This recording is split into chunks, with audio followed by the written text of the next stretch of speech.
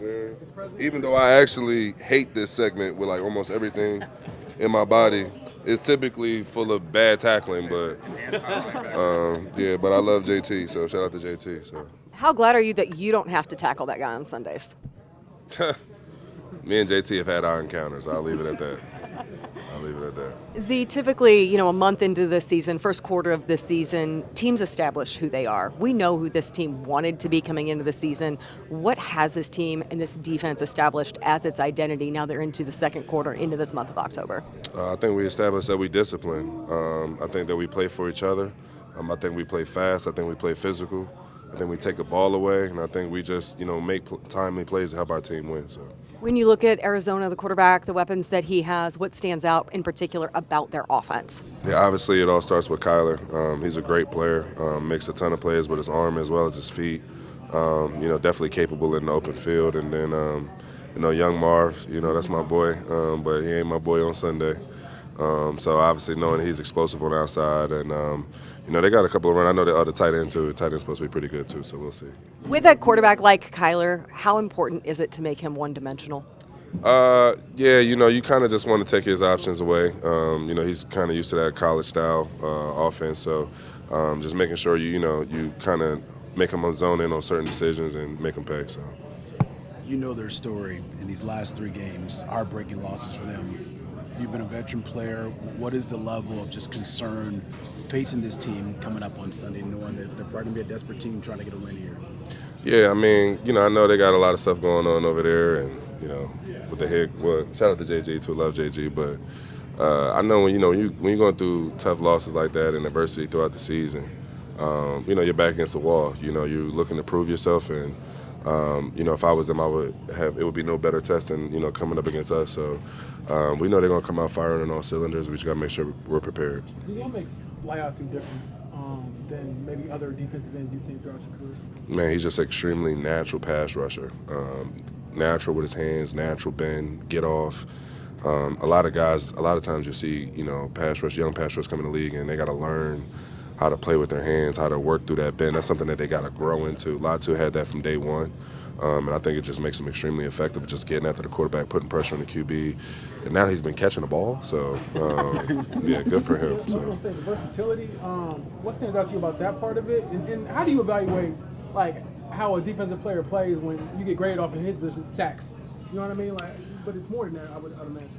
Yeah, me and Buck have a long argument about the importance of a sack compared to a pressure. And, I understand the value of pressures, and it does affect the game, just even myself, being able to blitz the quarterback more, get after the quarterback, making him uncomfortable, that stuff definitely affects the game. A sack is a sack, though.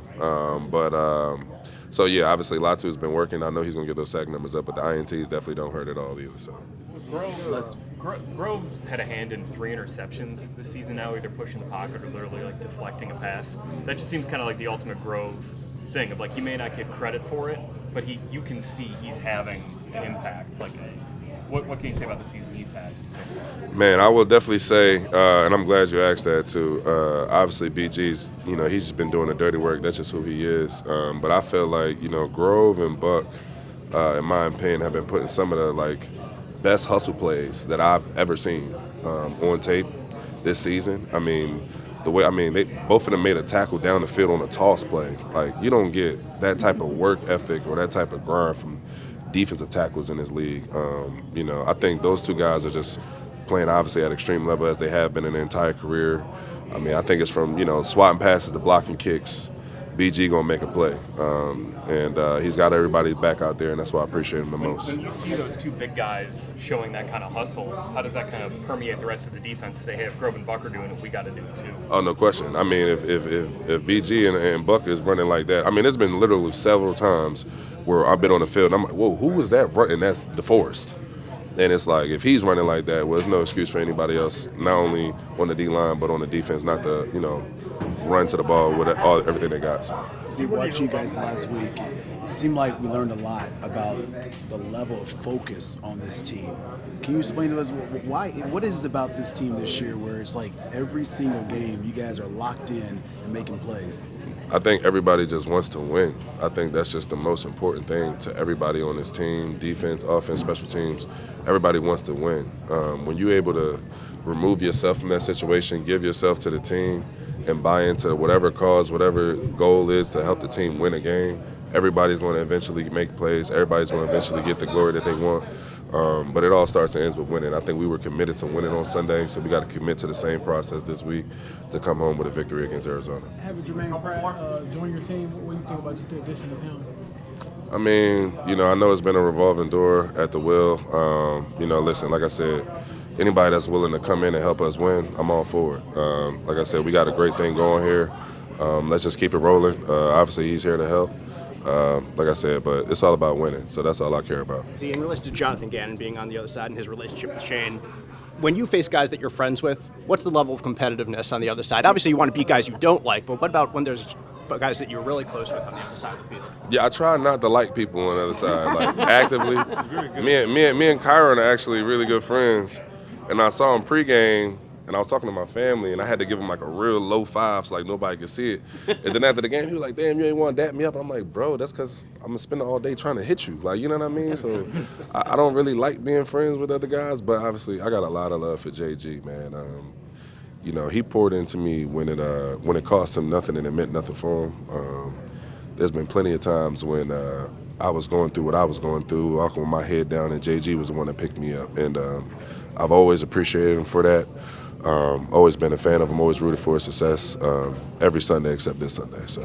Did you know Pratt at all? Last one here. Did you know Pratt at all? No, never met. Today was my first time I met him. It's pretty rare to play with multiple touchdown leads in this league.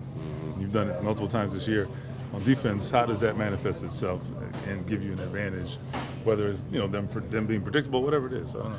Obviously, making them one-dimensional has been, very key. I know we've been a little leaky, but we have been a pretty stout run defense, in my opinion. Getting them to force them to pass and getting them in the third and unmanageable. But to be honest with you, whether we have one touchdown or 40 points, we all playing hard. I was in a huddle, starting the fourth quarter, talking about, it was about our execution. It literally had nothing to do with the scoreboard. We're out there trying to be the best versions of ourselves, so that's all we care about.